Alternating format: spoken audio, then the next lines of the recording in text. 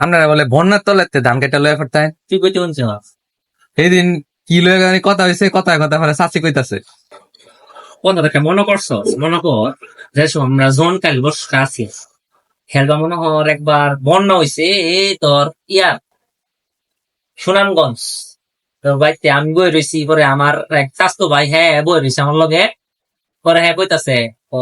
Loan যাই ধান কাটা লই গা বন্যার হয় তোর যদি ধান দি কাটতারি তো বহুত ধান আইবে মনে করে হ্যাঁ আর আমি ডেঙ্গি একটা লইয়া গেছি গা এই মনে কর ধান কাটতে আনতাম আচ্ছা। সুনামগঞ্জ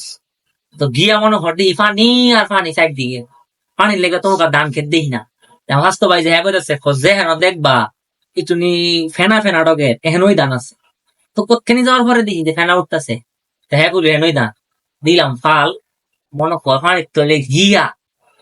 মিনিমাম 1600-1700 মন ধান কেটে লাইন আই সব্য না হ্যাঁ আই সব্য না আইসপনা কি ব্যাপারটা তখন এই ধান মনে কর এটা লইয়া দুই ভাইয়ে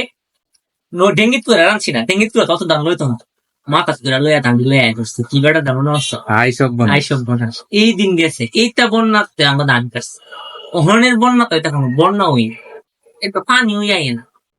আগে মনে কর বন্যার পানিটা ধান বাসাইতো মাছ বাসাইতো মরালাজ বাসাইতো আই এই পানি সব্য ধান না রাখছে হ্যাঁ আই সব্য না আইসব বন্যা